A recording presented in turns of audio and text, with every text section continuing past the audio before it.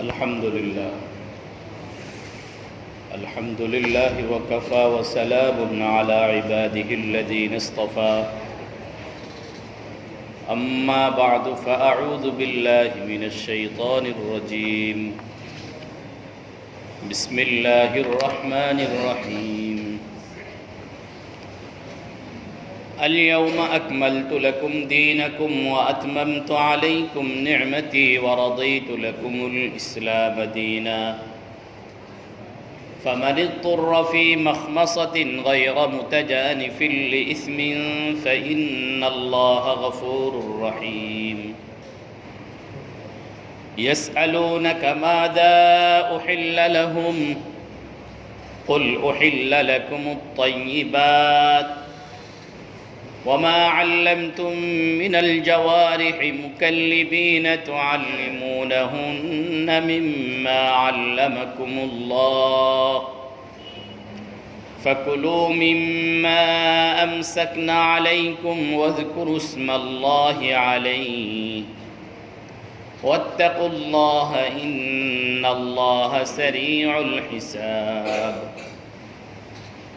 اليوم أحل لكم الطيبات وطعام الذين أوتوا الكتاب حل لكم وطعامكم حل لهم والمحصنات من المؤمنات والمحصنات من الذين أوتوا الكتاب من قبلكم إذا آتيتموهن أجورهن محصنين غير مسافحين ولا متخذي أخدان ومن يكفر بالإيمان فقد حبط عمله وهو في الآخرة من الخاسرين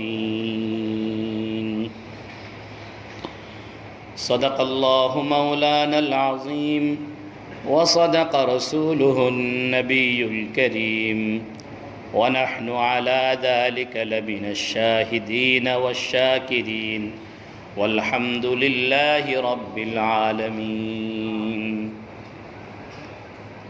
شكرا لك مرتبة درود إبراهيم اللهم صل على محمد وعلى آل محمد كما صليت على إبراهيم وعلى آل إبراهيم إنك حميد مجيد اللهم بارك على محمد وعلى آل محمد كما باركت على إبراهيم وعلى آل إبراهيم إنك حميد مجيد اللهم بارك على محمد وعلى آل محمد كما باركت على إبراهيم وعلى آل إبراهيم إنك حميد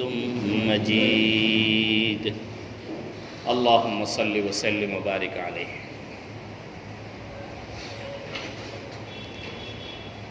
الحمد لله আল্লাহ রব্বুল আলমিনের শুকরিয়া আল্লাহ রব্বুল আলমিন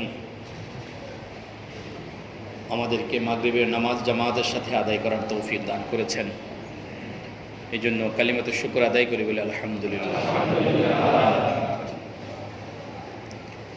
নামাজের পরে আল্লাহ রব্বুল আলমিন আমাদেরকে এই কোরআন কারীমের মজলিসে বসার তৌফিক দিয়েছেন কোরআনুল করিম থেকে কিছু অংশ বোঝার জন্য আল্লাহ পাক রব্বুল আলামিন আমাদেরকে মঞ্জুর করেছেন আমরা কোরআন কারীমের মজলিসে বসতে পেরেছি এই জন্য আবারও শুকরিয়া আদায় করি বলে আলহামদুলিল্লাহ সূরা মাঈদা থেকে আপনাদের সামনে তেলাওয়াত করা হয়েছে সূরা মাঈদার 3 নম্বর আয়াতের শেষের অংশ থেকে 3 নম্বর আয়াত 4 নম্বর আয়াত এবং 5 নম্বর আয়াত তেলাওয়াত করা হয়েছে 3 নম্বর আয়াতের যেখান থেকে তেলাওয়াত করা হয়েছে আল ইয়াউমা আকমালতু লাকুম এই অংশের উপরে কিছুটা আলোচনা আমাদের গত মজলিসে হয়েছে আল্লাহ রাব্বুল আলামিন এখানে বলেছেন যে এই দ্বীনকে, এই শরীয়তকে আল্লাহ রাব্বুল আলামিন পরিপূর্ণ করে দিয়েছে। একটা প্রশ্ন আমার মনে আসছে, সেটা হলো শরীয়তের কেন দরকার? না, শরীয়তের কেন দরকার? এটাকে যদি আমরা আরেকটু মডিফাই করি প্রশ্নটাকে, কথাটাকে, তাহলে হবে আমাদের সমাজে দুই শ্রেণীর মানুষ আছে, যারা শরীয়তটাকে বরদাস্ত করে না। এক তো যারা আছে আধুনিক শিক্ষায় শিক্ষিত, অতি মডার্ন, এনারা শরীয়তের ধার ধারেন। আর একদল আছে যারা দুনিয়ার সমস্ত অপকর্ম করার জন্য নিজেদের একটা সাইনবোর্ড বানিয়ে নিয়েছেন, আমরা শরীয়তে নয়, আমরা মারফতি। পক্ষান্তরে উলামা ইকরামকে এদেরকে শরীয়তি মোল্লা কয়ে গালিও দেয়। আল্লাহ বলছেন এখানে দ্বীন পরিপূর্ণ করে দিলাম, দ্বীনের অর্থ শরীয়ত। আগে বুঝে নেই শরীয়তটা কি, আগে এটা বুঝে নেই শরীয়ত জিনিসটা কি। শরীয়ত জিনিসটা হলো, একদম সহজ ভাষায় হলো, যেভাবে আপনি আপনার জীবন পরিচালনা করলে আল্লাহর মর্জি মোতাবেক হবে, এই জীবন বিধানটার নাম হলো শরীয়ত। কথাটাকে যদি আমি একটু গুছিয়ে বলি তাহলে এভাবে বলা যেতে পারে, আল্লাহ রাব্বুল আলামিন এই পৃথিবীতে বহু প্রাণী সৃষ্টি করেছেন, বহু প্রাণী। প্রাণীর একটা বৈশিষ্ট্য হলো জন্মগ্রহণ করে, জীবন কাটায়, এরপরে মারা যায়। এবং যতদিন জীবন জীবিত থাকে ততদিন পর্যন্ত সে বসবাস করার জন্য দুনিয়ার আলো বাতাস গ্রহণ করে, খাদ্য পানি গ্রহণ করে। এক এক প্রাণী এক একভাবে জীবনযাপন করে। এই প্রাণীর এই জীববৈশিষ্ট্যে অন্যান্য প্রাণীদের সাথে মানুষের তেমন কোনো তফাৎ নেই। কথাকে আমি বোঝাতে পারতেছি। জীববৈশিষ্ট্যে অন্যান্য প্রাণীদের সাথে মানুষের তেমন কোনো কি নেই, বড় ধরনের কোনো তফাৎ নেই। অন্যান্য প্রাণীরা যেরকম জন্মগ্রহণ করে, মানুষও জন্মগ্রহণ করে। অন্যান্য প্রাণীদের জন্মগ্রহণের যে প্রক্রিয়া, মানুষের জন্মগ্রহণের সে একই প্রক্রিয়া। কি বলে? এবং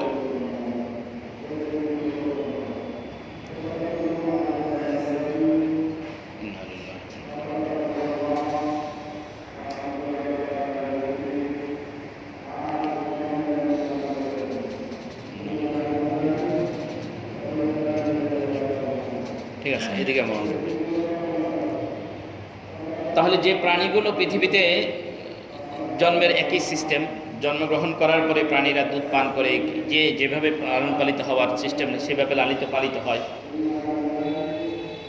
এরপরে পৃথিবীতে খায়, বসবাস করে, জীবন ধারণ করে, তার জৈবিক যে চাহিদাগুলো আছে সেই চাহিদাগুলো মেটায়, এরপরে আবার সে মারা যায়। তো প্রাণীর এই জীববৈশিষ্ট্যে, এই প্রাণীর যে বৈশিষ্ট্য, এই বৈশিষ্ট্যে মানুষ এবং অন্যান্য প্রাণীর মধ্যে তেমন কোনো কি নেই, পার্থক্য নেই। ওরা যেভাবে জন্মগ্রহণ করে আমরাও সেভাবে করি, ওরা যেভাবে জীবনযাপন করে আমরাও সেভাবে করি। অথচ আল্লাহ রাব্বুল আলামিন এই মানুষগুলোকে আশরাফুল মাখলুকাত, সৃষ্টির শ্রেষ্ঠ বললেন। এর পিছনে রহস্য কি? আমরা যদি আরেকটু গভীরে যাই তাহলে দেখব এই জীববৈশিষ্ট্যে মানুষের যে জীবের যে সকল গুণাবলী আছে, এই সমস্ত গুণাবলীর দিক থেকে কিছু গুণ এরকম আছে যেগুলো মানুষের তুলনায় প্রাণীদের মধ্যে বেশি। কিছু গুণ এরকম আল্লাহ রাখছেন যেগুলো মানুষের তুলনায় প্রাণীদের মধ্যে বেশি। শক্তি মানুষের তুলনায় প্রাণীদের মধ্যে কি বেশি। আমাদের পঞ্চ ইন্দ্রিয়ের যে শক্তি, আমাদের অনুভূতি শক্তি মানুষের তুলনায় প্রাণীদের মধ্যে বেশি। যত শক্তি বলে, হ্যাঁ, বুদ্ধির দিক থেকে মানুষ হয়তো একটু আগান, এটা বলতে পারেন, যে বুদ্ধির দিক থেকে মানুষ কি আগানো, এটা বলা যেতে পারে। কিন্তু এমন কিছু ন্যাচারাল ক্ষেত্র আছে, প্রাকৃতিক এমন কিছু ক্ষেত্র আছে যেখানে মানুষের বুদ্ধির তুলনায় প্রাণীদের বুদ্ধি অনেক বেশি। বাবুই পাখির বাসা মানুষের বুদ্ধির বাইরে। হায়াতুল হাইওয়ান নামক কিতাবে আছে যে আমরা এখন কথাটা বোঝার জন্য একটা ভূমিকা বলি, সেটা হলো আমাদের এখন বুদ্ধির দৌড় এতটুকু যে আমরা আমাদের বুদ্ধি দিয়ে আবহাওয়ার অগ্রিম সংবাদ আমরা নিতে পারি না, আবহাওয়ার অগ্রিম সংবাদ নিতে পারি বলে আগামী 24 ঘন্টা আবহাওয়া এভাবে থাকবে। কিন্তু আবহাওয়াবিদরা যে সংবাদ দেয় এটা সবসময় কি হয় না, সঠিক হয় না। সিগন্যাল 10 দিয়ে রাখছে অথচ 3ও না, 3 দিয়ে রাখছে অথচ 10 চলে আসছে, নানা রকমের ঘটনা ঘটে। এবং এই আবহাওয়ার এই সংবাদ নিতে গিয়ে আমরা অনেক মেশিনপত্র ব্যবহার করি, বহু জনবল খাটে, লোকবল খাটে, মেধা খাটে, শ্রম খাটে। হায়াতুল হাইওয়ান কিতাবে আছে বাবুই পাখি যখন বাসা বানায় তো তাল গাছের ডগায় সে বসে, বসে বাতাসের মধ্যে নাকটা দিয়ে সে নিঃশ্বাস নেয়। নিঃশ্বাস নেওয়ার পরে সে এই বাতাসের গন্ধ শুঁকে সে বলতে পারে আগামী 6 মাস কোন দিক থেকে বৃষ্টি হবে। এরপরে সে তার বাসার দরজাটা এমনভাবে বানায় যতদিন বাসা থাকে বাসা তাল গাছের পাতা ভেঙে পড়ে যেতে পারে, কিন্তু বৃষ্টির পানি বাসার ভিতরে ঢুকবে না।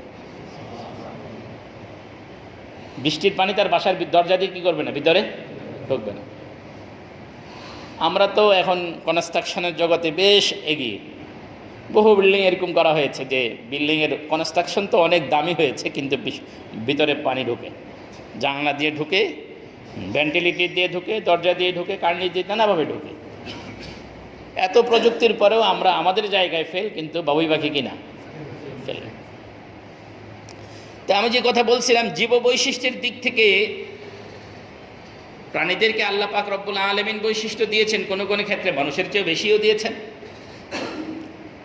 তা আমাদের সাথে তাদের তফাতের জায়গাটা কোনটা, যে যেখানে আল্লাহ পাক আমাদেরকে শ্রেষ্ঠত্বের আসনে বসাইলেন?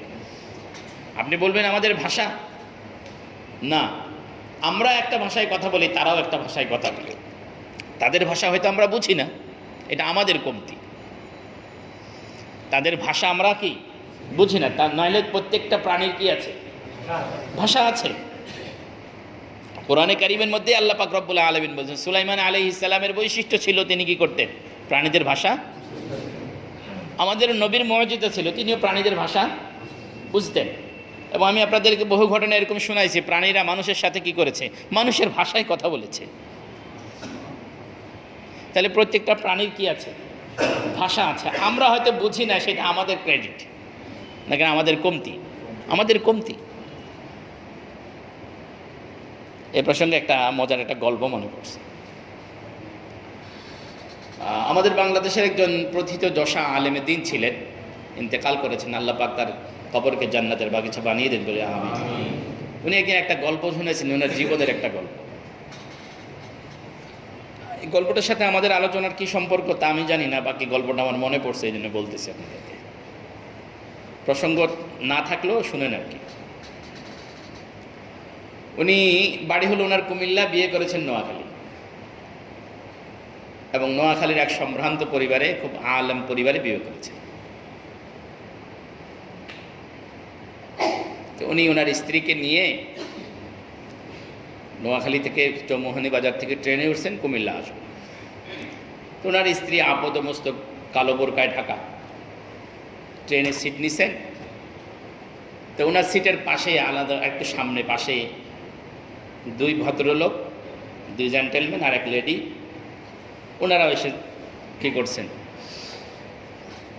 জায়গা নিছেন। এখন লেডি তো লেডি, ওনার শরীরে সব কিছু জরিপ করার মতো অবস্থায় আছে। ট্রেন ছাড়ার কিছুক্ষণ পরেই এই 2 জেন্টেলম্যান ওই বোরকাওয়ালিকে নিয়ে কথা শুরু করছে। এরা কথা বলতেছে ইংরেজিতে, মাঝে মাঝে কিছু বাংলা বলে আর ইংরেজি মিশ্রিত কথা বলে। কথা বলতে বলতে বলতে এক পর্যায়ে এই হুজুরের স্ত্রীর গায়ের এই বোরকাটাকে মোল্লাইজম দিয়া মোটামুটি খেত ঝাড়তেছে। বোরকাটা কাদের কাদের কারণে হয়েছে? মোল্লাদের কারণে, যে একটা মোল্লাইজম। রাশেদ খান মেনন বলছে না সংসদে দাঁড়ায়া, মোল্লাইজম, মোল্লাতন্ত্র, ওই নিয়ে বলছে মোল্লাতন্ত্র। তো হুজুর বলেন যে এতে মোল্লাইজম শব্দটা শোনার পরে বোরকা সম্পর্কে তা আমার শরীরে একটু রাগ লাগছে। তো হুজুর ওনার সিট থেকে উঠলেন, উঠে গিয়ে ওনাদের সামনে যে সিট আছে এখানে গিয়ে বসলেন। বসে বলতেছেন, ভাই সালাম দিলেন, সালাম দিয়ে বললেন, ভাই আপনাদের সাথে একটু কথা বলতে চাই। তো উনি ভদ্রলোক বলছে, ঠিক আছে বলেন, কি কথা বলবেন। তো আপনারা এতক্ষণ পর্যন্ত যে কথাগুলো ইংরেজিতে বললেন এগুলো একটু বাংলায় বলেন। আপনারা এতক্ষণ পর্যন্ত ইংরেজিতে যে কথাগুলো বললেন এগুলো বাংলায় বলেন। এই দুই ভদ্রলোক চিতে গিয়ে বললেন, আমাদের কথা বুঝবেন না, তো আমাদের সাথে কথা বলার মতো এত শখ চেতলো কেন আপনার? বলে, শখ আমার চেতে নাই, আমার দায়িত্ববোধ আমাকে এখানে আনতে বাধ্য করছে। আর এমন কোনো ভাষায় কথা বলা যে ভাষাটা আমি বুঝি না, দুর্বোধ্য ভাষায় কথা বলা, এটা আসলে কোনো ক্রেডিট না। আপনারা এমন দুর্বোধ্য ভাষায় কথা বলছেন যেটা অন্য বুঝবে না, এরকম দুর্বোধ্য ভাষায় কথা বলা এটা কি না? ক্রেডিট না। যদি অন্যে বুঝে না এরকম দুর্বোধ্য ভাষায় কথা বলা যদি ক্রেডিট হয়, তাহলে এই ক্রেডিট সবচেয়ে বেশি আমার বাড়ির কুকুরটা। দুশ্মন আসলেও আমাকে কথা বলে, মেহমান আসলেও আমাকে কি দেয়? ইনফরমেশন দেয়। আমি তার ভাষাটা বুঝি না, দুশ্মনও বা ইনফরমেশন বুঝে না, আমার বন্ধু কি করে না, ইনফরমেশন বুঝে না। ও কথা বলে ঠিকই, দুর্বোধ্য ভাষায় কথা বলে বিধায় আমি কী করি না, বুঝি না। তো এরকম কথা বলাটা যদি ক্রেডিট হয়, তাহলে আমার কুত্তা তার প্রথম ক্রেডিটওয়ালা।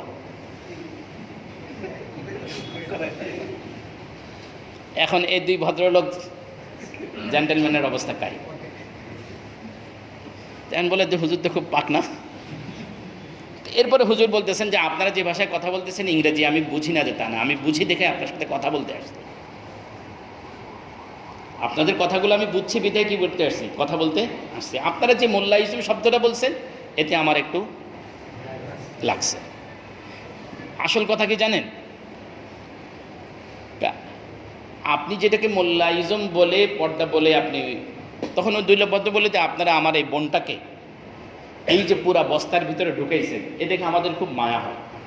দুই ভদ্রলোক বললেন যে আপনারা আমার বোনটাকে যে এভাবে কী করলেন, বস্তার ভিতরে, কালো বস্তার ভিতরে ঢুকাইলেন, এ দেখে আমার খুব মায়া হয়, আপনারা একটু তাদের প্রতি দয়া করেন। তো হুজুর বললেন যে দেখেন, আপনি আপনাদের বোন বলে স্বীকার করার কারণে আপনার সাথে আমার একটা সম্পর্ক তৈরি হয়েছে। আপনি বোন বলে স্বীকার করার কারণে একটা সম্পর্ক তৈরি হয়েছে। আমার বাড়ি কুমিল্লা, আমি এখানে বিবাহ করেছি। আপনাদের বোন যেহেতু দাবি করেছেন, তে আমার এই শ্বশুরবাড়ির লোকজন যারা মুরব্বী পর্যায়ে তাদের সাথে এক ধরনের সম্পর্ক, যারা আমার সমবয়সী তাদের সাথে আরেক ধরনের সম্পর্ক, যারা ছোট তাদের সাথে আরেক ধরনের সম্পর্ক। তা আপনারা সমবয়সী বলে মনে হইতেছে শালা সম্বন্ধে সম্পর্ক। যাই হোক, আপনি যেটাকে বস্তা বলছেন, আপনার বোন সেটাকে বোরকা মনে করে সম্মানের সাথে গায়ে দেয়। এখন আমি পড়ছি বড় বিপদে, বোনের কথা রক্ষা করব না আমার আত্মীয়ের কথা রক্ষা করবে, এ নিয়ে আমি খুব আসলে বড় বিপদে আছি। আপনার বোন তো এটাকে কি মনে করে, বোরকা মনে করে সম্মানের সাথে কি করে। এটা বলাতে ওনারা এখন আর কোনো জবাব খুঁজে পান নাই। দুই ভদ্রলোক চেতে গেলেন, বলে হ্যাঁ আপনারা আসলে এরকম, আপনার এই বোরকা পড়াইছেন, এই কথার অর্থ হলো আপনি মনে করেন কম্পার্টমেন্টের সবগুলো লোক চরিত্রহীন, এই কারণে তো বোরকা পড়াইছেন না। এবার ওনার ভাষা চেঞ্জ হয়ে গেছে। হুজুর বললেন, দেখেন, যদি আমার স্ত্রীর এই বোরকা যদি এই কথা প্রমাণ করে যে কম্পার্টমেন্টের সবাইকে চরিত্রহীন, লম্পট, তাহলে আপনি যে শোকে যে তালা দিয়ে দেখছেন, এই তালা এই কথা প্রমাণ করে এই কম্পার্টমেন্টের সবাই চোর, এই কম্পার্টমেন্টের সবাই চোর। যদি আপনার তালা সবাইকে চোর প্রমাণ না করে, তাহলে আমার এই বোরকা সবাইকে লম্পট কী করবে না। আসল কথা কি জানেন? আসল কথা হলো এই, যার কাছে যে জিনিসের মূল্য বেশি সেই জিনিসকে হেফাজত করে বেশি। আপনি আমাকে ধন্যবাদ দিতে পারেন, আপনাদের বোনের মূল্য আপনাদের এই স্বর্ণ অলঙ্কারের তুলনায় বেশি আমার কাছে, এই জন্য আপনার বোনের হেফাজত করছি, এই জন্য আমাকে ধন্যবাদ দিতে পারেন যে আপনার বোনের মূল্য আমার কাছে তার স্বর্ণ অলঙ্কারের চেয়ে কি বেশি। এই দেখেন স্বর্ণ অলঙ্কারগুলো, এই যে চেন ব্যাগ, হাত ব্যাগের মধ্যে, আপনাদের বোনের আমার কাছে দাম বেশি, এই জন্য তাকে আমি হেফাজতে নিচ্ছি। আমি ঘটনাটা কেন বললাম স্মরণ আসছে, কিন্তু ঘটনার সাথে আমাদের একটু রিলেশন আছে। যে প্রত্যেকটা প্রাণীর কি আছে, একটা কথা বলেন না কেন, ভাষা আছে। ভাষাটা কোনো ক্রেডিট না। আমরা এই কথা বলতে পারি যে আমরা ভাষা ব্যবহার করি, এই কারণে আমাদের কৃতিত্ব আছে। প্রাণীকুলের মধ্যে আমাদের আসল কৃতিত্ব হলো এই, মানুষ একমাত্র প্রাণী যার জীবন বিধান, যার জীবন পরিচালনাটা তার নিজের ইচ্ছায় হয় না, হয় মালিকের ইচ্ছায়। কথা বুঝাইতে পারি না আপনি? আমার জীবন চলাটা আমার ইচ্ছায় নয়, কার ইচ্ছায়? আল্লাহর ইচ্ছায়। প্রত্যেকটা প্রাণীকে আল্লাহ রাব্বুল আলামিন তাকে স্বাধীন চলার অনুমতি দিয়েছেন। তার যেভাবে খুশি সেভাবে সে চলবে, কিন্তু মানুষের বেলায় আল্লাহ পাক এটা দেন না। মানুষকে বলছেন তুমি আমার ইচ্ছা মতো চলো। কি কথা কি ক্লিয়ার? তাহলে এখন আমার জিন্দিগির একদম সূচনা পর্ব, আমার জিন্দিগির একদম সূচনা পর্ব থেকে সমাপ্তি পর্ব পর্যন্ত কোনো জায়গায় আমার নিজের ইচ্ছা নয়, কার ইচ্ছা? মালিকের ইচ্ছা। মালিকের ইচ্ছাটাকেই বলা হয় শরীয়ত। মালিকের ইচ্ছাটাকে কি বলা হয়? শরীয়ত। ভালো করে বুঝেন, মালিকের ইচ্ছা মোতাবেক চলা মানের নাম কি? শরীয়ত। মালিকের ইচ্ছাকে ভায়োলেট করার অর্থ হলো হাইওয়ানি জিন্দিগি। জীবনের যেই জায়গায় মালিকের ইচ্ছা নাই সেই জায়গাটার নাম হলো পশুত্বের জীবন। জীবনের যে সকল ক্ষেত্রে মালিকের ইচ্ছা আছে সেটা হলো শরীয়তের জীবন। এবার বলেন তো দেখি, আমাদের কোন কোন জায়গায় শরীয়ত দরকার, কোন কোন জায়গায় শরীয়ত দরকার নেই? বলেন বলেন বলেন, কোন জায়গায় শরীয়ত দরকার? জীবনের সব জায়গায় শরীয়ত দরকার। আমার সন্তানটা পৃথিবীতে আসবে, গরুর সন্তান পৃথিবীতে আসার জন্য গরুকে কোনো রকম বিবাহ বসতে হয় না, বিবাহ পড়তে হয় না, কাজীর কাছে যাইতে হয় না, হুজুর ডাকতে হয় না, খুতবা পড়তে হয় না, তাকে আকত নেকাহ লাগে না, মোহরানা লাগে না, কোনো কিছু লাগে না। কুকুরের বিবাহের জন্য কোনো রকম বিবাহ লাগে না। সবগুলো পশু, যেই কোনো নারী পশুকে সে কি করতে পারে? তার সন্তানের মা হিসেবে নির্বাচন করতে পারে। কিন্তু মানুষকে আল্লাহ পাক বলছেন তুমি তোমার সন্তানের মা নির্বাচন করাটা তোমার ইচ্ছার উপরে ছেড়ে দেয় না, আমি আমার ইচ্ছার উপরে রাখছি। এখন যদি তাসনিমা বলে আমার পেট আমার, এখানে কার সন্তান নেবে সেই ইচ্ছা আমার, এটা মানুষের জিন্দিগি নয়, এটা কুকুরের জিন্দিগি, এটা গরুর জিন্দিগি, পশুর জিন্দিগি, যেহেতু এখানে শরীয়ত নাই। এখন বলেন তো দেখি, আমাদের যে সকল সোশ্যাল ব্যক্তিরা, সমাজের ফার্স্ট ক্লাসের ব্যক্তিরা যারা শরীয়ত মানতে চায় না, এরা আসলে মানুষকে কুকুরের জিন্দিগির দিকে নিয়ে যেতে চায়, হাইওয়ান জানোয়ারের জিন্দিগির দিকে নিয়ে যেতে চায়। আর ওই সকল ভণ্ডরা যারা গাজার কলকিতে টান দিয়া মারেফত দেখে, ওলামা একরামকে শরীয়তের মোল্লা বলে, এরাও মানুষকে প্রকারান্তরে ওই হাইওয়ানি জিন্দিগির দিকে নিয়ে যেতে চায়। তা না হলে মানুষের জীবনে শরীয়ত থাকবে না, এটা আবার কেমন মানুষের জীবন? আল্লাহ আমাদেরকে বোঝার তৌফিক দান করেন সকলে বলে আমিন। নারীদেরকে যদি ভোগ করতে হয়, অন্যায়ভাবে যদি নারীকে ভোগ করতে হয়, জৈবিক এই চাহিদাটা যদি মেটাতে হয়, কুকুরের যেরকম মেটানোর জন্য কারো পারমিশন লাগে না, এই কুকুর স্বভাবের মানুষগুলো যদি তাদের এই জৈবিক চাহিদা মেটাতে হয়, তাহলে পারমিশন ছাড়া মেটানোর একটা পথ খোলা রাখতে হবে। সেই খোলা রাখার পথের নাম হলো শরীয়ত মানি না এই পথ। কেউ শরীয়তের সরাসরি বিরোধিতা করে, কেউ মারেফাতের সাইনবোর্ড লাগায়। উভয় দলের উদ্দেশ্য হলো এই কুকুরের জিন্দিগি যাপন করা। এই জন্য শরীয়ত দরকার। যেই জিন্দিগিতে শরীয়ত নাই, মনে রাখেন, যেই জিন্দিগিতে শরীয়ত নাই, একদম শুরু থেকে নিয়ে শেষ পর্যন্ত ওই জিন্দিগির সাথে, ওই জীবনের সাথে কুকুরের জিন্দিগির তেমন কোনো তফাৎ নাই। আপনি এবার আমি কথাটা বললাম, আপনি যাচাই করেন। আজকে আধুনিক সভ্যতার যে দেশগুলোকে আমরা বলি আধুনিক সভ্য দেশ বলি যাদেরকে, সেখানে যেয়ে দেখেন একটা কুকুর যেরকম কুতনি নির্বাচনে কারো কোনো পরোয়া করে না, এই সিজনে যেই কুকুরের সাথে থাকে সামনের সিজনে ওই কুকুরের সাথে থাকে না। ঠিক সভ্য মানুষগুলো, ইউরোপ আমেরিকার সেই সভ্য মানুষগুলোর জিন্দিগিটা এরকম। এই মহিলা আজকে এই পুরুষকে গ্রহণ করছে, আগামীকাল আরেক পুরুষকে গ্রহণ করতেছে, কোনো তফাৎ নেই। সন্তান, আমার পেটে কার সন্তান জন্ম দিব এটা আমার ইচ্ছা, এই স্টাইল চলছে। একটা সময় আমরা বলতাম, আমরা ছোটকালে পড়ছি আদিম যুগের মানুষরা কি চলতো, তাদের পোশাক আশাক ছিল না, এরা গাছের পাতা দিয়ে লজ্জা নিবারণ করত। এই আমরা এখন যে শাটিং শুটিং যে আমাদের যে অবস্থা, এটাকে আমরা আধুনিকতা বলি। শরীর থেকে কাপড় খুলে ফেলা, এটার নাম কি বলতাম আমরা? আদিমতা। এ কি কথা কি ঠিক বলতেছে নাকি? এটাকে কি বলতাম আমরা? আদিমতা। আজকে এই আদিমতাটা, যেই আদিম লোকদেরকে যেই চরিত্রগুলো আমরা ছোটকালে পড়ে এসে, সেটাই এখন আধুনিকতা। যেই মহিলা যত পোশাক খুলতে পারত সে তত বেশি আধুনিক। এই কি আধুনিক হলো না কুকুরের দিকে চলে গেল? হায়াওয়ান জানোয়ারকে তো আল্লাহ রাব্বুল আলামিন তার লজ্জাস্থান ঢাকার জন্য কোনো রকম আলাদা ব্যবস্থা দেন নাই, মানুষকে দিয়েছেন লজ্জাস্থান ঢাকার জন্য আলাদা ব্যবস্থা।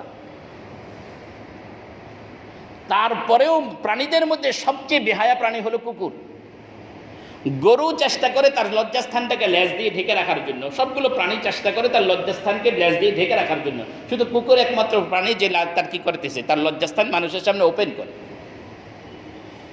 তাহলে কুকুর যদি তার লজ্জাস্থানকে মানুষের সামনে ওপেন করে দেওয়ার কারণে সে কুকুর হয়, তাহলে মানুষ সমাজের যে মানুষগুলো তার লজ্জাস্থানগুলোকে অন্যের সামনে ওপেন করে দেয়, মঞ্চে ওপেন করে দেয়, টেলিভিশনের সামনে ওপেন করে দেয়, জনতার সামনে ওপেন করে দেয়, এই মানুষগুলোর সাথে কুকুরের কতটুকু পার্থক্য? অথচ আমরা বাবারা নিজের মেয়ে যদি মঞ্চ মাতিয়ে ড্যান্স দিতে পারে খুব গর্বিত। বিশ্ব সুন্দরীর প্রতীকে যায় যদি আপনার মেয়েটিকে যায়, আপনি গর্বিত। ধিক আপনার এই গর্বের উপরে, শত ধিক। আল্লাহ রাব্বুল আলামিন আমাদেরকে বোঝার তৌফিক দান করেন, সকলে বলে আমিন। এই জন্য শরীয়ত দরকার। আল্লাহ বলেন তোমাদের জন্য শরীয়তটাকে আমি পরিপূর্ণ করে দিলাম। এই কথার অর্থ হলো আমার জিন্দেগির সূচনা থেকে সমাপ্তি পর্যন্ত যেখানে যা দরকার আমার আল্লাহর মর্জির সবগুলো বিধান আল্লাহ আমাদেরকে কি করেছেন? পরিপূর্ণ মাত্রায় দিয়ে দিয়েছেন। আল্লাহ রাব্বুল আলামিন আমাদেরকে কথাটা বোঝার তৌফিক দান করেন, সকলে বলে আমিন। আল-ইয়াওমা আকমালতু লাকুম দীনাকুম ওয়া আতমামতু আলাইকুম নি'মাতি ওয়া রাদিতু লাকুমুল ইসলাম দীনা। প্রশ্ন হলো, আমার জিন্দেগির সমস্ত প্রয়োজনগুলো মেটানোর জন্য আল্লাহ রাব্বুল আলামিন যে সকল শরীয়ত দিয়েছেন, যে ধর্মগুলো দিয়েছেন, সর্বশেষ ফাইনালে এসে আল্লাহ ইসলামটাকেই কি করেছেন? মনোনীত করেছেন। বাকিগুলো আল্লাহ মনোনীত করেননি। এ কথার অর্থ হলো এই, ইহুদি ধর্মটাও আল্লাহর পক্ষ থেকে এসেছে, খ্রিস্টান ধর্মটাও কার পক্ষ থেকে এসেছে? বাকি আল্লাহ পাক বলেন যে বর্তমান সময় কোরআন নাজিলের পরে ওই দুইটা আমার মনোনীত নয়, ইসলামটাই আমার মনোনীত, যদিও আমার কাছ থেকে এসেছে। ওয়া রাদিতু লাকুমুল ইসলাম দিন হিসাবে ইসলাম আমাদের জন্য মনোনীত। এখানে আরেকটা কথা মনে রাখেন, আল্লাহ রাব্বুল আলামিন যতজন নবীকে যতগুলো শরীয়ত দিয়েছেন, দিন দিয়েছেন, সবগুলো দিনের নাম কিন্তু ইসলাম ছিল। সব দিনের নাম কি? ইসলাম।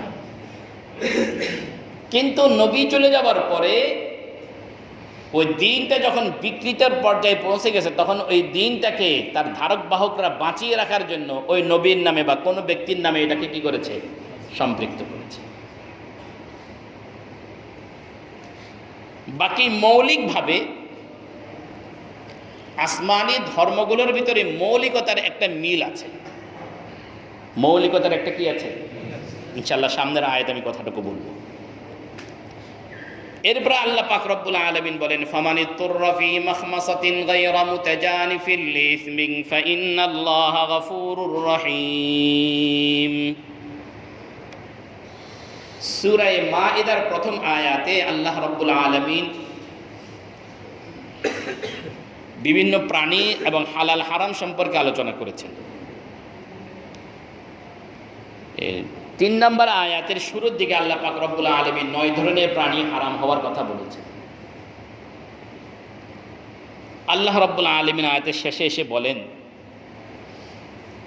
যদি কারো এমন পরিস্থিতি হয় যে তার সামনে এই হারাম ছাড়া আর কোনো খাদ্য নেই, তার সামনে হারাম ছাড়া আর কোনো খাদ্য নেই, এরকম পরিস্থিতি যদি হয়, একান্ত জীবন বাঁচানোর তাগিদে সে যদি কোনো এই জাতীয় প্রাণীগুলো সে খেতে চায় তাহলে খেতে পারে। একান্ত জীবন বাঁচানোর তাগিদে যদি সে এই প্রাণীগুলো খেতে চায় তবে কি করতে পারে? খেতে পারে। এই ফামানি তুররা, কেউ যদি বাধ্য হয়, ফি মাখমাসাতিন, ক্ষুধার তাড়নায়, গায়রা মুতাজানিফিল লিইসমিন, কোনো রকম গুনাহ ছাড়া। অর্থাৎ সে এই যে হারামটা খাচ্ছে এক্ষেত্রে তার সে মানে বাধ্য, এবং এই কাজটা করতে গিয়ে সে গুনাহগার নয়। তা আল্লাহ পাক রব্বুল আলামিন বলেন ফাইন্নাল্লাহা গফুরুর রহিম, আল্লাহ পাক রব্বুল আলামিন তার এই কর্মের জন্য তাকে মাফ করে দেবেন। এরপরে আল্লাহ পাক রব্বুল আলামিন বলেন ইয়াসআলুনাকা মাযা উহিল্লা লাহুম কুল উহিল্লা লাকুমুত তাইয়্যিবাত। মানুষের ভিতরে জানি না কেন জানি কুকুরের প্রতি এক ধরনের আকর্ষণ আছে, আসক্তি আছে। কিসের? কুকুরের প্রতি। যেহেতু মানুষের স্বভাবের ভিতরে পশুর একটা স্বভাবের একটা কে আছে, মাদ্দা, একটা ম্যাটেরিয়াল মানুষের জীবনের, মানুষের অস্তিত্বের ভিতরে আছে। যাই হোক, কুকুরের প্রতি এখন বর্তমান সময়ে যেরকম আধুনিক মানুষগুলোর যেরকম মায়া, আরবে এরকম ছিল মায়া। রাসূল করিম সাল্লাল্লাহু আলাইহি ওয়াসাল্লাম এই কারণে কুকুরের প্রতি এই মায়াটাকে দূর করার জন্য নবীজি সাল্লাল্লাহু আলাইহি ওয়াসাল্লাম কুকুর মারার নির্দেশ দিলেন। সর্বপ্রথম কালো কুকুর মারার নির্দেশ দিলেন। বললেন কালো কুকুর শয়তানের ভাই, কালো কুকুর মেরে ফেলো। এরপরে নবীজি বললেন সব কুকুর মেরে ফেলো। এই হুকুমটার মূল রহস্য কি? মূল রহস্য হলো মানুষের স্বভাব প্রকৃতি আল্লাহ রাব্বুল আলামিন জানেন, এবং সেই মোতাবেক আল্লাহর হাবিবকে তালিমও দিয়েছেন। আমি যদি আপনাকে বলি টেলিভিশন দেখবেন না, এটা বললাম, এবং এর ক্ষতি সম্পর্কে অনেক ওয়াজ করলাম, আপনি কান্নাকাটি করে তওবা করে বিদায় নিলেন। কিন্তু বাসায় যাওয়ার পরে যখন দেখবেন যে 52 ইঞ্চি টিভিটা আপনার ওয়ালে শোভা পাইতেছে, তখন কি অবস্থা দাঁড়াবে? আপনি হয়তো আমার ওয়াজের ধাক্কা একদিন, 2 দিন, 3 দিন সামলাবেন, চতুর্থ দিন আপনি আবার দেখবেন। দেখাটা শুরু হবে, ঠিক আছে হারামগুলো দেখলাম না, খবরটা অন্তত দেখি। শয়তান আপনাকে এভাবে কি করবে? খবর দেখানোর নাম করে টিভির দিকে আবার নেবে। পক্ষান্তরে যদি আপনি এই তওবা করার পরে টেলিভিশনটাই যদি আপনার ঘরে না থাকে, টেলিভিশন দেখার মতো কোনো ব্যবস্থাপনায় যদি না থাকে, তাহলে আপনি আপনার তওবার উপরে টিকে থাকাটা কি হবে? সহজ। মদ হারাম হওয়ার পরে নবীজি বললেন হারাম, সাহাবা ইকরাম মদ ফেলে দিল। নবীজি বললেন না, মদের যে মটকাগুলো ছিল এগুলো ভেঙে ফেলো। বলে মটকা, তোমরা যে গ্লাসগুলো খাইতে এগুলো ভেঙে ফেলো। কারণ কি? বলে এই মটকাগুলো দেখলে মদের কথা তোমাদের মনে হবে, গ্লাসগুলো দেখলে তোমাদের কি হবে? মদের কথা মনে হবে। তখন তোমার খাওয়ার মতো ইচ্ছা থাকবে। বলে খাওয়ার ইচ্ছাই যেন না জাগে, এই জন্য কোনো ব্যবস্থাপনা নেই। এটা হলো ইসলাম, যে আপনাকে যখন কোনো গুনাহ থেকে বেঁচে থাকতে বলা হইতেছে, তখন এই গুনাহ থেকে বেঁচে থাকার জন্য ইসলাম এই কথা বলে যেই সকল কারণে এই গুনাহগুলো হয় ওই কারণগুলো তুমি বর্জন করো। বন্ধুবান্ধবদের কারণে গুনাহ হয়, বন্ধুবান্ধবদের আড্ডা শেষ, বাধ্য। যেই কারণে আপনার গুনাহ হচ্ছে ওই কারণগুলো কি করা? অ্যাভয়েড করা। ইমামে গাজালি রহমতুল্লাহ আলী একটা সুন্দর উদাহরণ দিয়েছেন। গাজালি রহমতুল্লাহ আলী বলেন, একটা কাগজকে যখন দীর্ঘদিন একদিকে পেঁচায় রাখেন, সোজা করলে কিন্তু সোজা হয় না, সোজা করলে কিন্তু কি হয় না? সোজা হয় না। এটাকে উল্টা দিকে পেঁচাইতে হয়। এটাকে কি করতে হয়? উল্টা দিকে পেঁচাতে। নফসকে যদি বলেন নফস ছাড়া দেয়, নফস সাথে সাথে ছাড়ে না, এই নফসটাকে উল্টা দিকে ঘুরাইতে হবে। এই জন্য আল্লামা হাবিবুল্লাহ মিসবাহ রহমতুল্লাহ আলী বলতেন, আগে তুমি মুখে তোমার গান উচ্চারিত হইতে, এখন তুমি গান গাইও না, এখন কোরআন শরীফের আয়াত তেলাওয়াত করো। কারণ তোমার মুখ কিছু তেলাওয়াত করতে চায়, কিছু বলতে চায়। তুমি আগে কি করতে? টেলিভিশন, নাটক, সিনেমার দিকে দেখিতে, এখন তুমি নাটক সিনেমার দিকে দেখো না, এখন তোমার মায়ের চেহারার দিকে দেখো, বাবার চেহারার দিকে দেখো, কাবার দিকে তাকায় দেখো। মানে প্রত্যেকটা কাজের বিপরীত ভালো কাজ তুমি করো।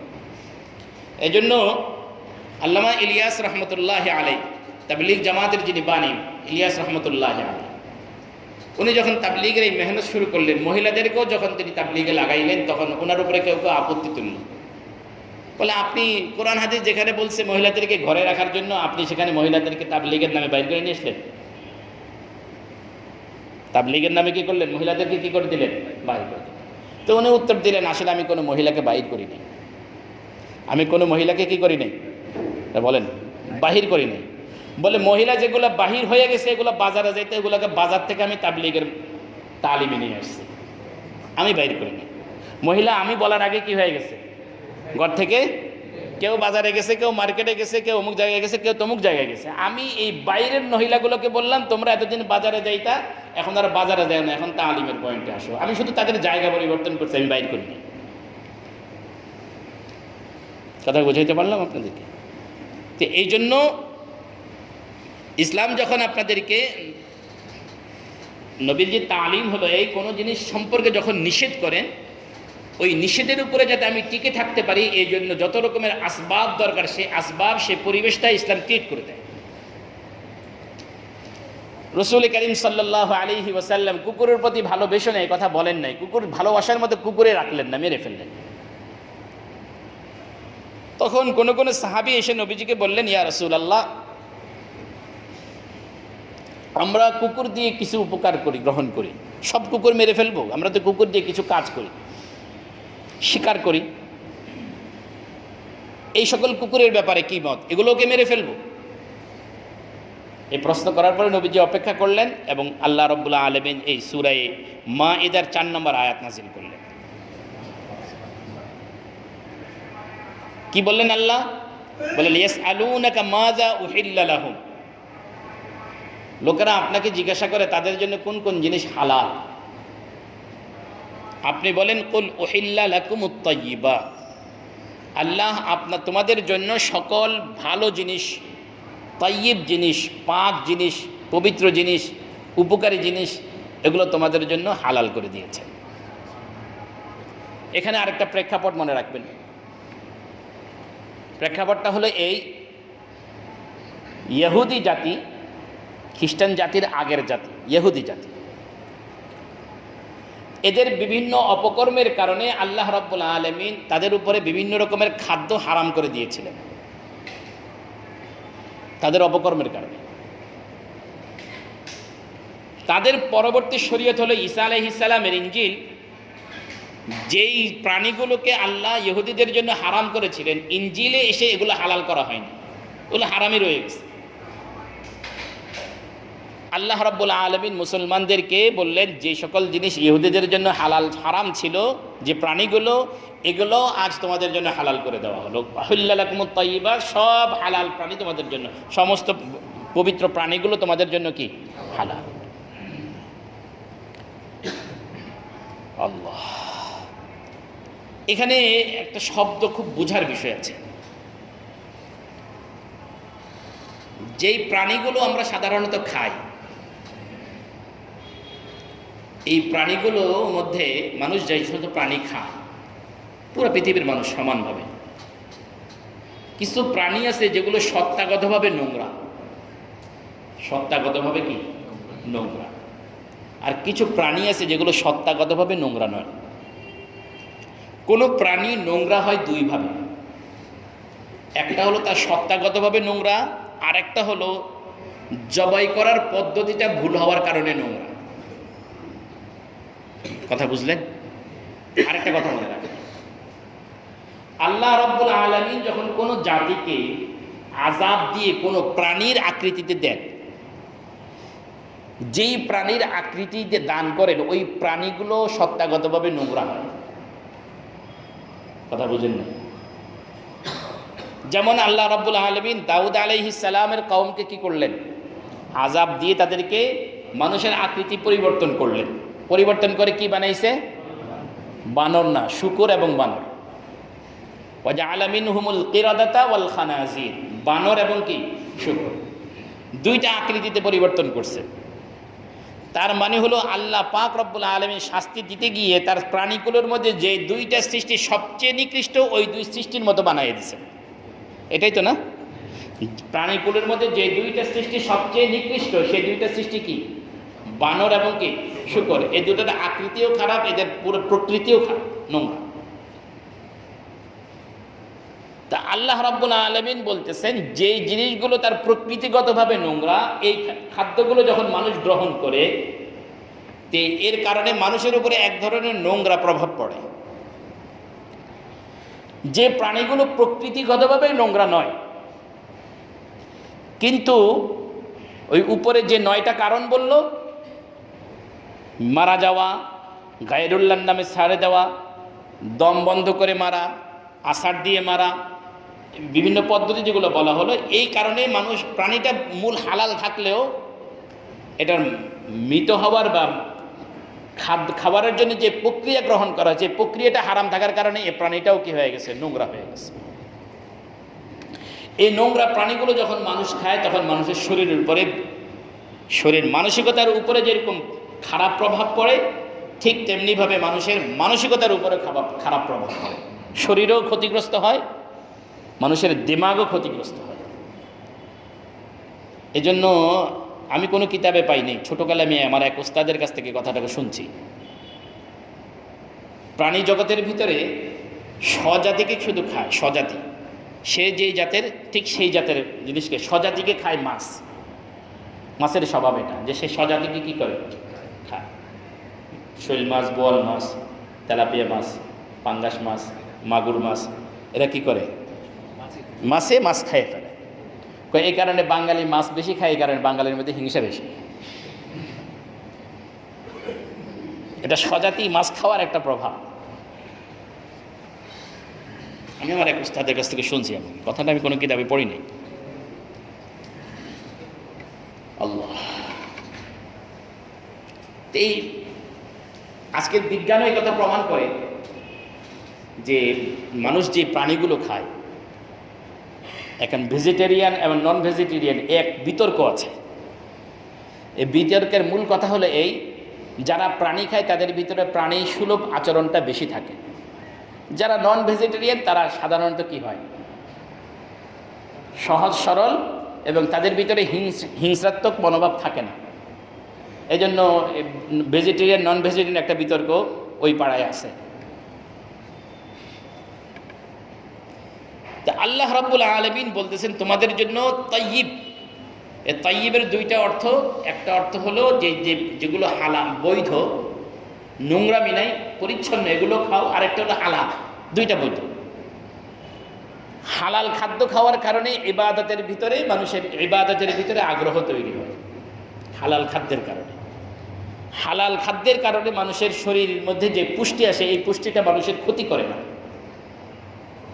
এবং মানুষের ভিতরে আল্লাহ রাব্বুল আলামিনের দাসত্ব, আনুগত্যের একটা অবস্থা তৈরি হয়।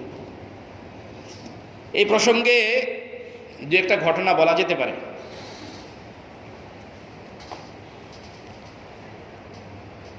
আমরা কাছে থেকে শুরু করি।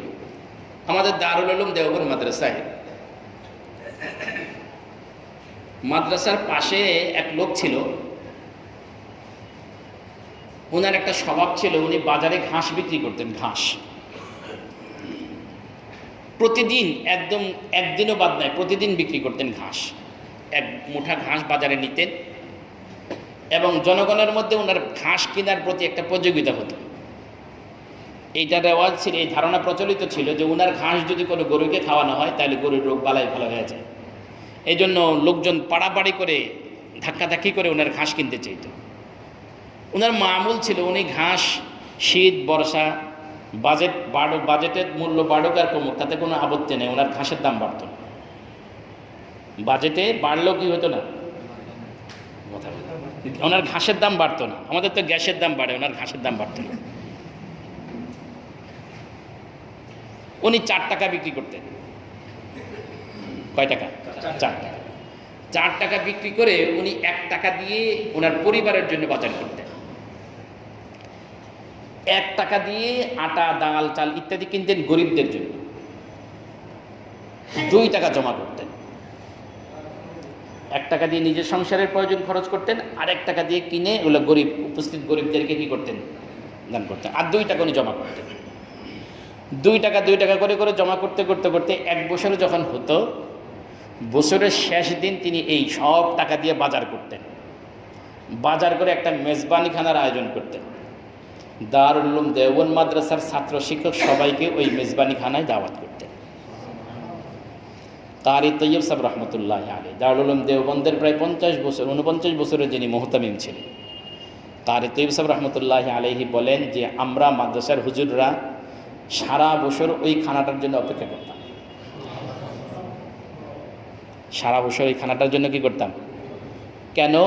বলে ওই বাসায় খেয়ে আসার পরে, ওই একটা দাওয়াত খেয়ে আসার পরে আমরা আমাদের দিলের ভিতরে 40 দিন পর্যন্ত নূর অনুভব করতাম।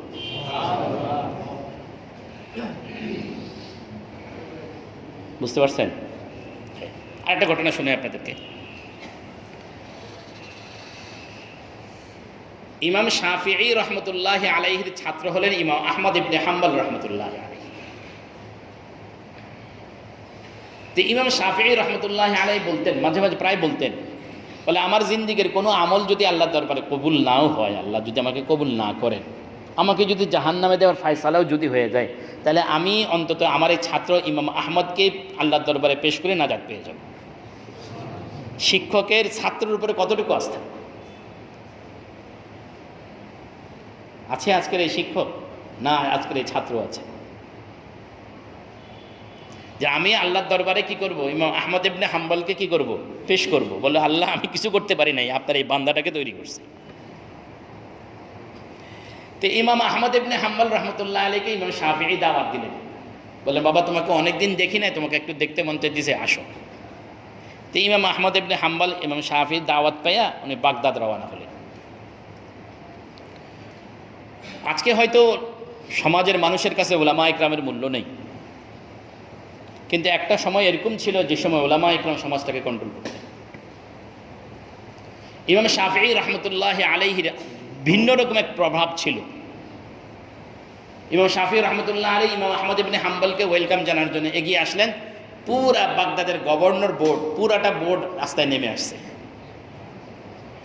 সুবহানাল্লাহ বলতে মন চায় ইমাম আহমদ ইবনে হাম্বলকে অভ্যর্থনা জানানোর জন্য। ইমাম আহমদ ইবনে হাম্বলকে ওয়েলকাম জানাই ইমাম শাফিঈ নিজের ঘরে নিয়ে গেলেন। ইমাম শাফিঈ রহমতুল্লাহ আলাইহির পরিবারের বক্তব্য হলো যে ইমাম শাফিঈর চেয়ে বড় বুজুর্গ কেউ হতে পারে না। কিন্তু ইমাম শাফিঈ যখন ইমাম আহমদ ইবনে হাম্বলের প্রশংসা করতেন, ঘরের লোকজন এটা মেনে নিতে কষ্ট হইত। এই জন্য ইমাম আহমদ ইবনে হাম্বলকে যখন ঘরে পাইছেন, ঘরের লোকজন করতেছে, তুমি কত বড় বুজুর্গ হয়েছে, আমরা একটা আজকে টেস্ট করব, আজকে একটু কি করব, পরীক্ষা করব। পরীক্ষার কারণে এটা ইমাম শাফিঈকে বলেন নাই, ঘরওয়ালারা নিজেরা এটা বুদ্ধি করে রাখছে। রাতের বেলা যখন ইমাম আহমদ ইবনে হাম্বলকে খাবার দিলেন, তো খাবার দিতে গিয়ে 4-5 জনের খাবার সামনে পরিবেশন করছেন। যে খাবার দিয়েছেন 4-5 জনের জন্য যথেষ্ট হবে, এরকম খাবার পরিবেশন করছে। তো ইমাম আহমদ ইবনে হাম্বল মোটামুটি সবগুলো খাবার খেয়ে নিছেন। খাওয়া দাওয়ার পরে এখন শোয়ার পালা আসছে, ইমাম আহমদ ইবনে হাম্বলকে রুম দেখায় দিলেন। ঘরওয়ালা একটা ঘরের যে কাজের মেয়েটা সেকে বলছে, এই বদনাটা নিবা, নিয়ে এভাবে রাখবা পানি ভর্তি করে, এই জায়নামাজটা এইভাবে রাখবা, সকালবেলা ওইটা দেখবে তাহাজ্জুদ পড়ছে কিনা, এটা পরীক্ষা করবো আর কি। কারণ আল্লাহর ওলি যিনি হবেন তিনি তো তাহাজ্জুদ না পড়ে থাকতে পারেন না। তো পানিটা রেখে শুইছে। ফজর নামাজের সময় ইমাম আহমদ ইবনে হাম্বল মসজিদে গেছেন, ইমাম শাফিঈ মসজিদে গেছেন। ঘরওয়ালার যায় দেখে বদনার পানি যেমনিটা এমনি আছে, জায়নামাজ যেমনি রাখছে এমনি আছে, নড়াচড়া নেই। ঘরওয়ালাদের মন খুব খারাপ,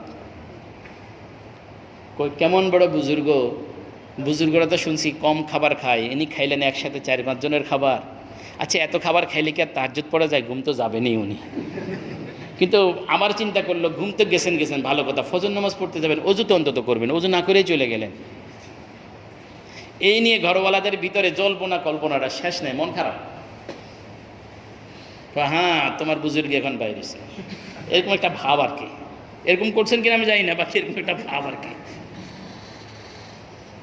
ফজর নামাজের পরে ইশরাক পড়ার পরে যখন ইমাম শাফিঈ রহমতুল্লাহ আলাইহি ঘরে আসলেন, দেখলেন যে ঘরওয়ালাদের মন খারাপ। জিজ্ঞেস করলেন, মন খারাপ কেন? আচ্ছা বলছেন, আপনার বুজুর্গের রহস্য বাইরে হয়ে গেছে। কী হয়েছে? বলে এই ঘটনা, আমরা 3-4 জনের খাবার দিলাম, উনি যদি সত্যিকার অর্থে আল্লাহওয়ালা হবে তাহলে এত খাবার কেন খাবেন? এত খাবার তো কোনো বুজুর্গের আলামত নয়, দুনিয়াদারদের আলামত। দুনিয়াদাররা পাইলে খাইলেও শেষ, তাদের জন্য আখিরাতে কোনো কিছু নেই। তারা বলতে চায় খাওয়া দাওয়া ফুর্তি করে, দুনিয়াটা মস্ত বড়, কি যেন এটা আছে না, আপনারা বলেন, এটা দুনিয়া এমন কেমন কথাবার্তা। বলছে ঠিক আছে। তারপরে আমরা তাহাজ্জুদ পড়ার জন্য ওনাকে পানি দিলাম, জায়নামাজ দিলাম, তাহাজ্জুদের না জায়নামাজও যেভাবে রইলো, পানিও সেভাবে রইলো। ফজরের সময় আপনার সাথে মসজিদে চলে গেল, ওযুটা পর্যন্ত করলো না। তো ইমাম শাফিঈ তার এটার ব্যাখ্যা জানেন না, উনি খুব আফসোস করলেন, হা এটা কেমন কথাবার্তা। কিন্তু উনি আর নিজের মধ্যে রাখেন নাই, যে ছাত্রকে জিজ্ঞাসা করলেন, কে এই আহমদ, তোমার এত অবনতি হলো কবে?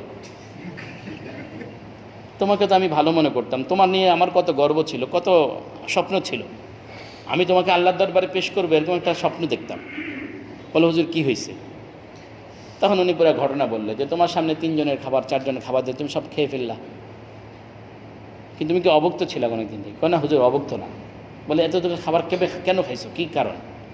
বলে, হুজুর আমার বিশ্বাস মতে, আমি এটা বিশ্বাস করি, অন্তর থেকে অন্তঃস্থল থেকে বিশ্বাস করি, আপনি একজন জান্নাতি মানুষ, জান্নাতি মানুষের ঘরওয়ালিও জান্নাতি, এই জান্নাতি মানুষের হাতের যে রান্না এটাও জান্নাতি রান্না। এরকম জান্নাতি খাবার বহুদিন থেকে পাই নাই, জান্নাতি খাবার বহুদিন থেকে, আজকে যখন পাইছি, ভবিষ্যতে কবে পাবো কি পাবো না সেটা জানি না, এই জন্য জোর করে সবগুলো খেয়ে নিছি। আমার চাহিদা ছিল না। বাকি জান্নাতি খাবারের বৈশিষ্ট্য হলো, আল্লাহু আকবার, জান্নাতের মধ্যে আপনাদেরকে যখন খাবার পরিবেশন করবেন, একসাথে 70,000 প্লেট খাবার পরিবেশন হবে। কত হাজার প্লেট? একটা প্লেটের খাবারের সাথে আরেক প্লেটের খাবারের না স্বাদের মিল থাকবে, না গন্ধের মিল থাকবে, না আইটেমের মিল থাকবে, ভিন্ন রকম। একটা লোকমা পরবর্তী লোকমার স্বাদ তার ভিন্ন। জান্নাতের বৈশিষ্ট্য হলো খাবার বেশি খাওয়া। হুজুর আমি জান্নাতি খাবার পাইছি, এই জন্য জান্নাতি খাবারের সেই বৈশিষ্ট্য সবগুলো খাবার আমি কি করছি, খেয়ে নিছি। তো এখন ইমাম শাফিঈর এতক্ষণ মনে কষ্ট যা ছিল, এখন কি হয়েছে? খুশি হয়ে গেছে না? বলে, আচ্ছা তাহলে রাতে তাহাজ্জুদ আর তোমার কি, হুজুর এই খাবারটা যে খাইলাম জান্নাতি খাবার, এইটার প্রমাণও আমি পেয়ে গেছি। বল, তাই নাকি? বলে, কি? বলে, খাবারটা খেয়ে যখন বিছানায় পিঠ লাগাইছি, কোরআনে কারিমের একটা আয়াত আমার মনে আসছে। আমি আয়াতটা নিয়ে গবেষণা শুরু করলাম, এই আয়াত থেকে 100টা মাসআলা বের করছি। এই আয়াত থেকে 100টা মাসআলা যখন আমার বের করা কমপ্লিট হইল, ঠিক সেই মুহূর্তে আমার কানে আজানের আওয়াজ গেল। তা আমি ভেবেছিলাম কারো কোনো বাচ্চা হয়েছে এই জন্য আজান দিতেছে, কিন্তু বাইরে এসে দেখলাম যে ফজরের সময় হয়ে গেছে। বলে, হুজুর এই সময়ের ভিতরে আমি আর তাহাজ্জুদের জন্য আসলে সময় করতে পারি নাই, এশারের সময় যে ওযুটা করছি এই ওযুটাও আমার নষ্ট হয় নাই। এশারের সময় যে ওযুটা করছিলাম সেই ওযুটাও কি হয় না, আমার নষ্ট হয়নি। এই জন্য নতুন করে আর ওযু করার দরকার হয় না, ওই ওযু দিয়ে আমি কি করেছি, ফজরের নামাজ পড়েছি। এটা হলো হালাল খাবারের বরকত। এটা কি বলেন না কেন? হালাল খাবারের বরকত। এই জন্য আল্লাহ বলেন, কুল উহিল্লা লাকুমুত তাইয়্যিবাত, তোমাদের জন্য ভালো হালাল খাবারগুলো তোমাদের জন্য কি করা হয়েছে, বৈধ করে দেওয়া হয়েছে। এরপরে আল্লাহ পাক রব্বুল আলামিন ভিন্ন আলোচনা শুরু করলেন, বলে, ওয়ামা আল্লামতুম মিনাল জাওয়ারিহি মুকাল্লিবিনা তুআল্লিমুনাহুন্না মিম্মা আল্লামাকুমুল্লাহ।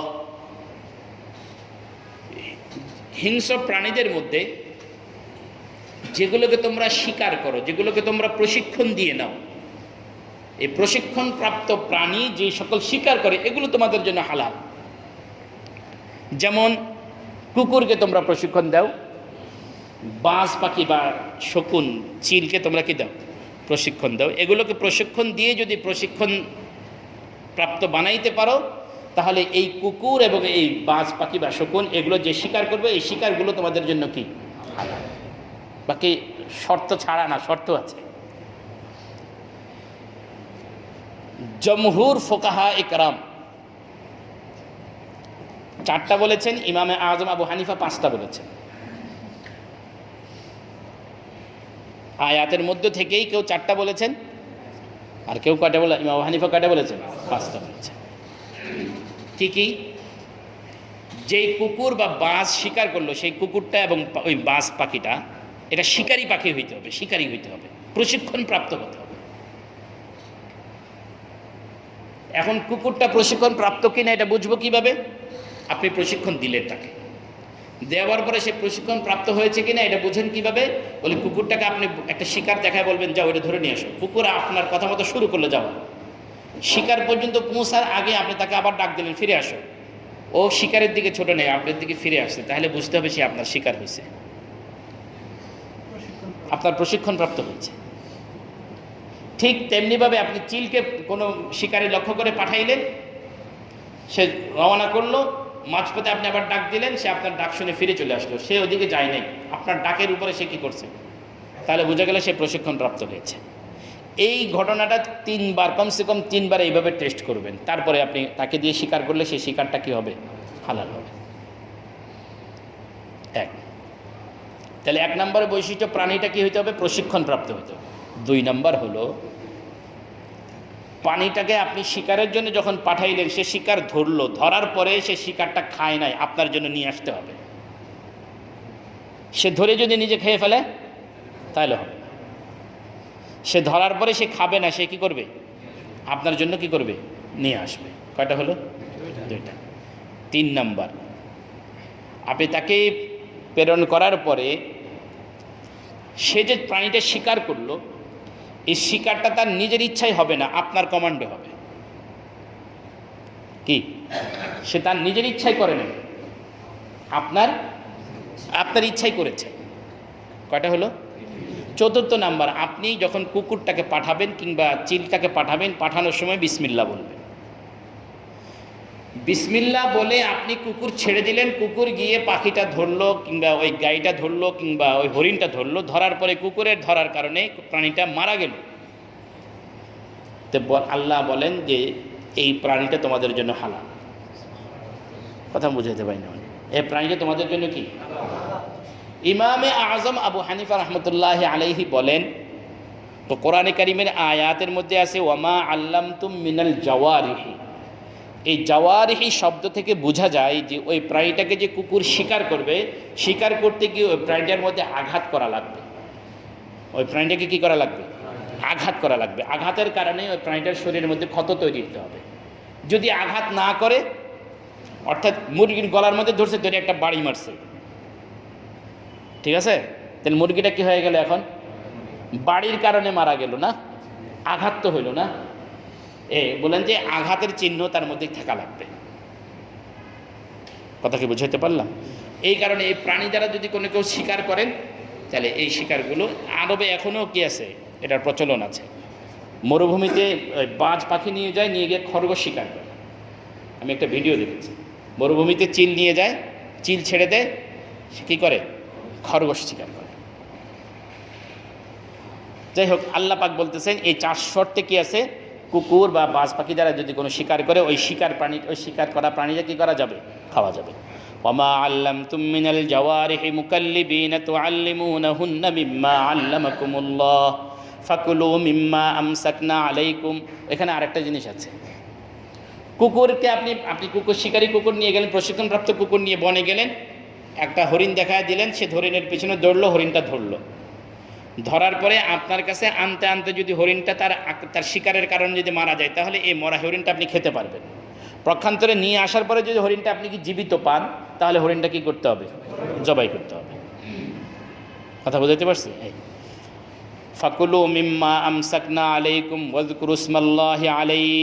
এরপর আল্লাহ বলেন ওয়াত্তাকুল্লাহ ইন্নাল্লাহা সারিউল হিসাব।